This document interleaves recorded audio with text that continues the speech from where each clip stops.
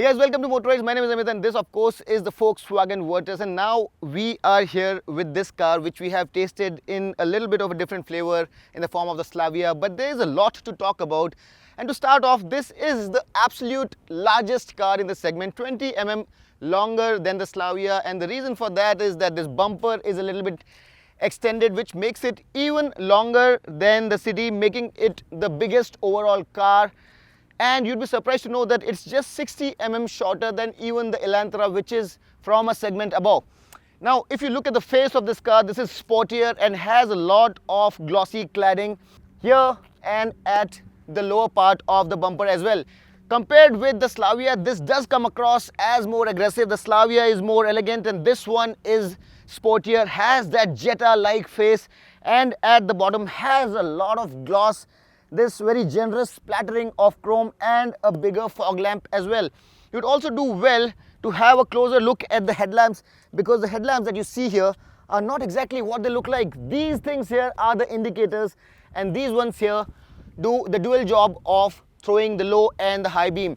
This is the DRL right here with a chrome element inside which connects both the lamps, and the big Volkswagen logo sits right there. Now, a point to note here is that these LED projector headlamps are available from the base variant while they are not on the Slavia, so that's a great thing on this car, and you'd get these beautiful headlamps right from the base variant.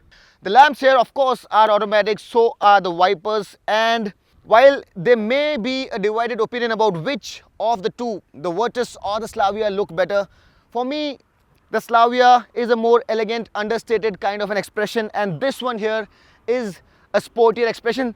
On this grey color, the contrast is not very clear, but if you have a look at this car in red or blue, it really stands out. It misses out on front parking sensors though, and also on a 360-degree camera, but in terms of size, boy, does this impress, and all of that size does reflect in cabin space as well. 16-inch wheels, you have Goodyear Assurance tires, 205 section, and the ground clearance, while it has not been announced yet, I think it's the same as the Slavia and stands at about 179 mm, which is extremely generous, almost as good as some of the crossovers, so you can really go over bad roads without any problem.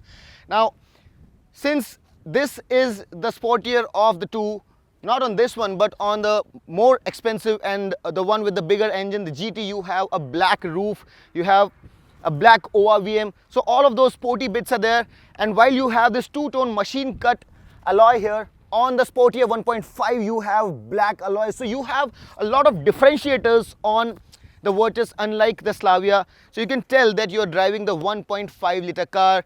If you have the GT, there are many changes, and if you're driving the GT, you will have red calipers, a dual tone black roof, black wheels, and a little boot spoiler also, which would let anyone who's following you that you are indeed driving a more powerful, more expensive car. And in addition to all of that, you also will have a GT badging. You get a sunroof, not a panoramic unit, but a sunroof nonetheless, a shark fin antenna, chrome at the bottom of the greenhouse area, and overall this car looks rather nice in profile as well. The shoulder line here is more pronounced than the Slavia, and coming at the rear, the aggressive theme continues.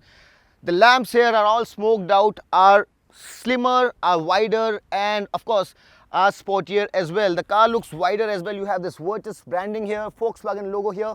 The tail light cluster is all smoked out. As I said, you have this chrome element here, a dash of chrome at the bottom as well, and overall, if you really go to see, these lamps are indeed slightly more aggressive than the ones on the Slavia, and they extend into the sides, and the side panels are also black or smoked out. So overall, this car does look sharper and has a more aggressive, more sporty appeal to it. Depending on what you like more, you'd probably choose between the two, and there really isn't much to tell. I really think that both the cars are very well designed. And as I mentioned, the Slavia is more elegant while this one is sportier. In terms of color, this car is available in wild cherry red, curcuma yellow, candy white, reflex silver, carbon steel grey, which is this one, and rising blue metallic. Which one is your favorite? Do let us know in the comment section. Now let's have a look at the interior of the car as well. Let's have a look at the key first. It's a typical Volkswagen key, lock, unlock and boot release. However, as you can see, if I want to lock the car, the windows are not going to wind up like they did earlier.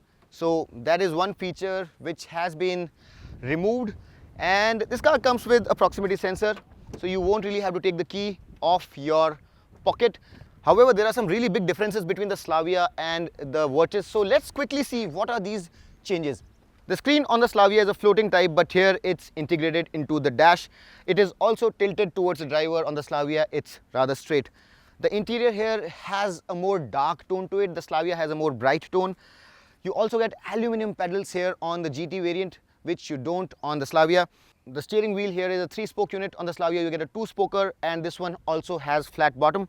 You also get red highlight in the red colored GT, which is again like a differentiation. The side vents on the Virtus are horizontal, while on the Slavia they are round. You get 8 speakers on this car from the base variant itself, which is fantastic. However, you don't get the woofer or the subwoofer that you get on the Slavia, so you'll be missing the subwoofer on this car. The dash here is largely glossy black, unlike the Slavia where you have a silver insert in the middle. Also, the upholstery here is different, especially on the top variants where you get black leather with red highlights. A few clever things that the Slavia has and the Virtus doesn't. The door panels have elastic bands, which this one doesn't. There is a recess on the dash, which is absent on this car. The phone pockets on the seat back are not present here, and you also don't get the toll clip that you get on the windscreen of the Slavia. Now with that out of the way, let's have a look at the dash of this car. But before that, let's have a look at the door panel, and the materials here are the familiar hard-wearing plastics. No soft touch materials, but the touch point is soft. Electric mirrors, which are also folding. Driver's side window is one touch up and down, but rest of the windows you have to keep the button pressed. Enough and more space for a 1-liter water bottle, lock and unlock, and you also have this titanium finish for the inlays. Now getting inside is a breeze. It's not too high or too low, kind of ideal. And you also have this height adjustment for the driver's seat. You'll get aluminum pedals with rubber studs, as I mentioned, for the GT variant. A dead pedal is there, lighting controls are here. And these screens, they are the familiar units, 10-incher, 8-incher, and on this screen you can change the view or the layout and look at it whatever way you want to. And there are these 3 different formats to choose from, so you can choose whatever you want, and you can set it up also to your liking and choose what you want to display here. The steering wheel here is tilt and telescopically adjustable, and you also get integrated navigation from Ciaz in this system. You also get wireless Apple CarPlay and Android Auto, which is great. You get 8 speakers, which are nice but not mind-blowing. Higher up the volume range, you can feel them slightly blasting, so not audiophile level but reasonable for the segment.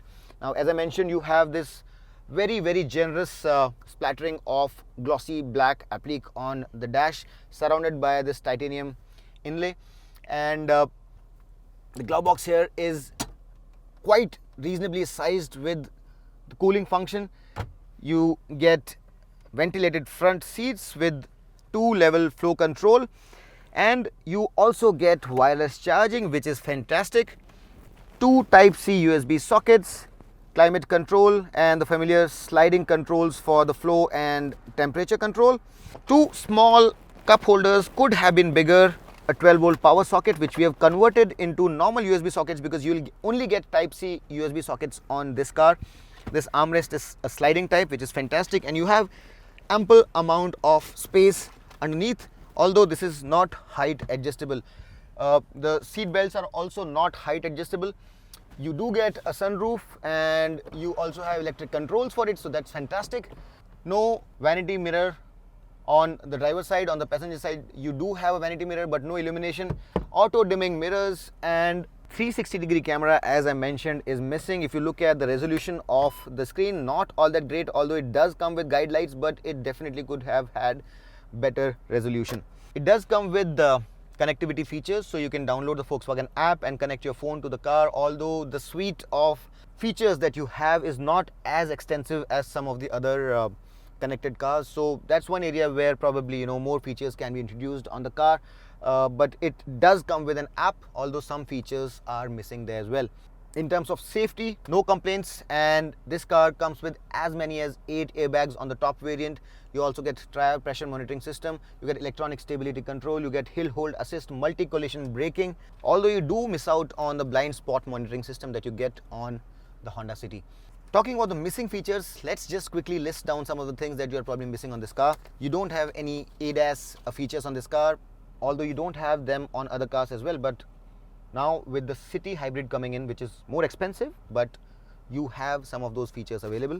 And of course, you miss out on a 360-degree camera. Overall, you feel like you're sitting in a premium car while you look at the dash. It's very nicely done, and while the quality of materials may not be like the D segmenters soft to touch plush materials, but it's done very, very neatly and is built to last. You do feel like you're sitting in a very nice, very premium car. Now with all of that out of the way, let's talk about the seat as well. And in typical Volkswagen fashion, the seats are built very, very well. They are not too soft, not too firm, and just ideal for long distance driving.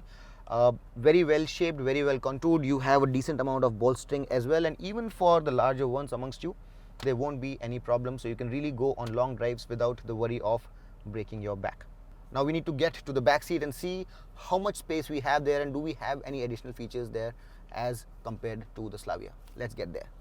Now before we get in, a quick look at the door panels. Similar hard wearing plastics, beige, black, hard plastics. You have enough space for a little bottle, and the window button will have to be kept pressed. Getting inside is rather easy as compared to other lower cars, and even the elderly won't have any problem getting in. Ample and more space for the knee room, enough room for the legs as well, and good thigh support too. So just like we experienced in the Slavia, there is no dearth of space here. Good amount of headroom as well, and for people who are up to 6 feet, there is going to be no problem whatsoever. AC vents, 2 Type-C USB sockets, and 3 individual headrests for 3 passengers, which is fantastic, and a proper 3-point seat belt as well as 2 cup holders. All of that is fantastic, but the icing on the cake here is the fact that these seats are 60-40 split as well, extending the enormous 521 liters boot further into the cabin if need be. So that's a feature that I absolutely love. Now you do have a third adjustable headrest, but the space for the third passenger is not all that great. So only 2 passengers would be comfortable. The third would be a squeeze, and the third seat is usable only for short to medium journeys. You have these 2 reading lights as well, handle, coat hook, and Isofix child seat mounts as well. From a space and comfort perspective, no complaints whatsoever.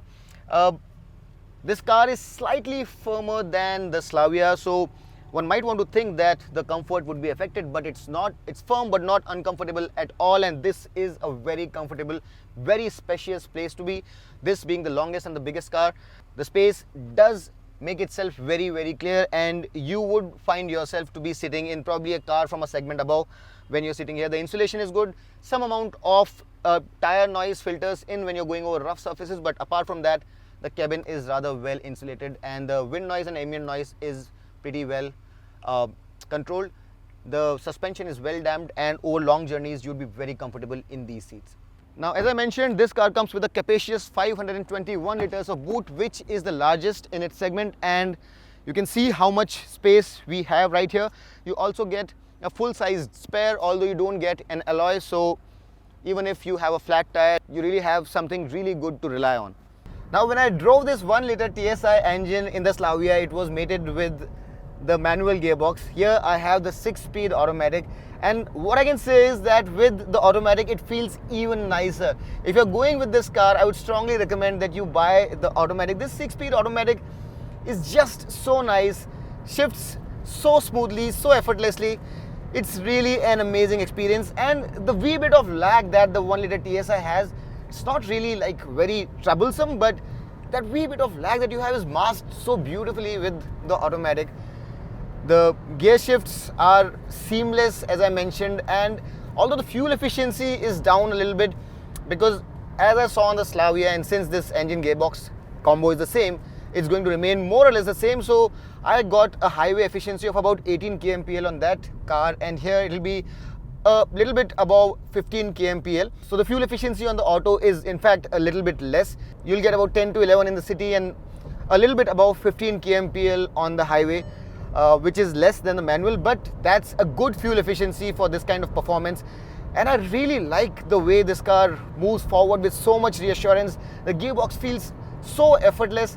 There is a wee bit of lag when you put the foot down. It takes just that wee bit of a moment before it kicks down and shifts down a gear, but that's perfectly fine. Part throttle is perfectly taken care of, and the cogs are swapped very, very effortlessly, very, very seamlessly, so you don't get a jerk, and it's quite intelligent. When you put the foot down, it goes all the way to 6,250 rpm and then moves to the next cog. So it's very nicely done, and I really cannot find any faults with this engine gearbox combo. It really is very, very nicely done. Sweet. When you rev it hard, it also has a very nice 3-cylinder sporty kind of a burble, and I quite like it. In comparison with the Slavia, what I can really tell you is that the steering feels a wee bit heavier as compared to the Slavia, and the suspension also is on the firmer side, so it's just that little bit nicer to chuck around corners. The Slavia had a little bit of wallowiness. It was on the softer side, and while the difference is not much, it's definitely perceptible. So the Virtus is definitely on the sportier side, even if it's by a very small margin. So if you want to buy a car that drives a little bit more sportily, then the Virtus is for you. And the ride is slightly firm, so you might want to think that it's uncomfortable, but it's not at all. It's slightly firm, but it's still very, very comfortable, and is as good in dealing with bad surfaces as is the Slavia. So both the cars are pretty good at dealing with bad roads. So, you know, if you're going with a crossover only because you wanted that ground clearance and that sturdiness, so this car also has that, and it handles slightly better as well. So all in all, the same reliable, comfortable, yet very dependable package, very precise steering with some more weight to it, and I love it with the automatic.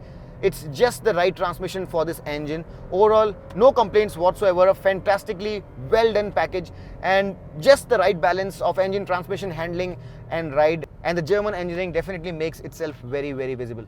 You also get these pedal shifters, so you can shift whenever you want. So if you're going through a set of twisties and you want to enjoy yourself, you can use these pedals. You can also put the car in the sport mode, and then your 0 to 100 time would be a little improved. Talking about acceleration time, this car does its 0 to 100 in about 11.5 seconds, which is pretty damn quick for a small engine, and it does feel very nice to drive. Although this is not a twin clutch DSG, but this transmission can really make you enjoy yourself if you're in the mood for it. So it's a really, really good engine, transmission, ride handling combo, and it's a job well done by Volkswagen.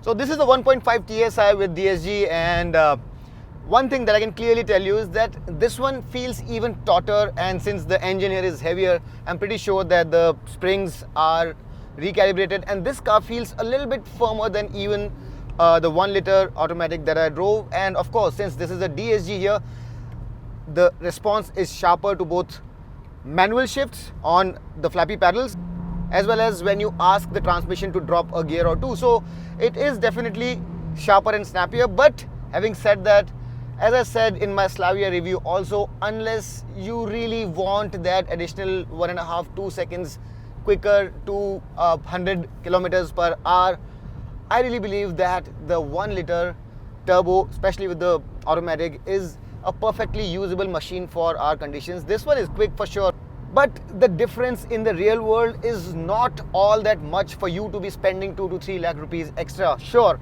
this car comes with better tech. This engine also comes with cylinder deactivation technology. This transmission here is better, and overall the GT has the visual appeal also. So unlike the Slavia, you will get noticed on the road as well. So yes, if you don't mind spending those 2 to 3 lakh rupees extra, by all means go ahead and buy this car. You'll have to pay a little extra for the fuel efficiency also. You will be going quicker, you will be faster off the block, because this car feels quicker in any gear through the entire rev range. The power here is class leading at 150 PS, 250 Newton meters of peak torque. 0 to 100 is 9 seconds, and the top speed is also 190 kilometers per hour. So there is difference in performance. However, for all the real world needs, I really believe that for the kind of segment that this car represents, the 1-liter is also fantastic. No doubt this car has a special appeal about it. The transmission is better, the engine is more powerful. As you can see on the inside, the instrument console has red highlights. You have this special red paint on the red colored car, so it looks special from the inside as well, and from the outside with all the GT branding and the spoiler and everything, you are going to get noticed. So if you don't mind the differential, by all means go ahead and buy this. And for the third time, for all practical purposes, the 1 liter is also perfectly good, especially with the automatic. Now in terms of fuel efficiency, if you want to press the pedal on this engine, it obviously is going to give you bad fuel efficiency. But since you have cylinder deactivation tech here, if you're driving it on the highway and with a very light foot, if you allow the engine to coast, it can really delight you with the fuel efficiency. And this fuel efficiency can go up to 18 kilometers to the liter on the highway. As you can see, I've been driving on the highway and I'm also driving within the city now. It's about 17 kilometers to the liter. So it has the capability to deliver the fuel efficiency on the highway if you're not hustling it. Having said that, if you do press the pedal, the fuel efficiency is going to drop. Now the big Achilles heel of this car is that it doesn't come with the diesel engine, which the City and the Verna do come with. But since we have only the petrol here, we are going to talk about the other alternatives with the petrol variants only. Now if you look at the prices, the direct competitor of this car is its own sibling, the Slavia, which starts at about 10.7 lakh rupees and goes all the way to 17.8 lakh rupees. And this one, being a Volkswagen and a slightly more premium brand internationally, is going to be slightly more premium in terms of pricing as well. And since this car will also come with these LED lights as standard and 8 speakers as standard, the pricing will be slightly higher. So I'm expecting it to be launched at slightly above 11 lakh rupees and go all the way to 18 lakh rupees. Now if you put things in perspective, if you're looking for absolute value, there's nothing that touches the Ciaz. That car ranges from 9 lakh to 12 lakh rupees, has a decent engine and delivers good fuel efficiency also. Although you don't have a lot of features, but you have a ton of space. You don't have the brand value that you get here, but if you're looking for value for money, in terms of the least amount of money to spend in this segment, then the Ciaz is the car probably to go for. You have the Verna, which is a smaller car, and the new version is also on its way. And for that car, you'll have to pay from 9.3 to 14.3 lakh rupees. And for the petrol variant of the City, you'll have to pay from 11.4 to 15 lakh rupees.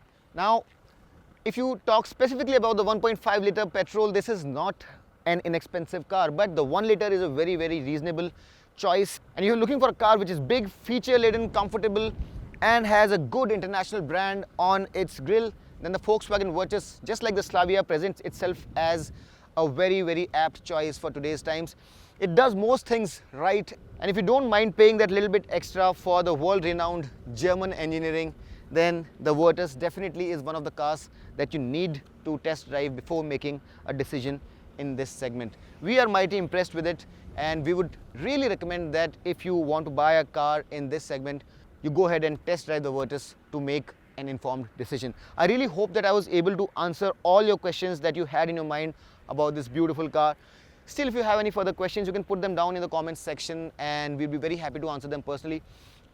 If you liked our video, if you find value in our detailed videos, you also need to understand that we put in a lot of effort for these, and your love is all that keeps us going. So do not forget to like the video and subscribe to Motoroids. If you want to watch this video in Hindi, you can go to Motoroids Hindi channel, and this exact video is available there as well.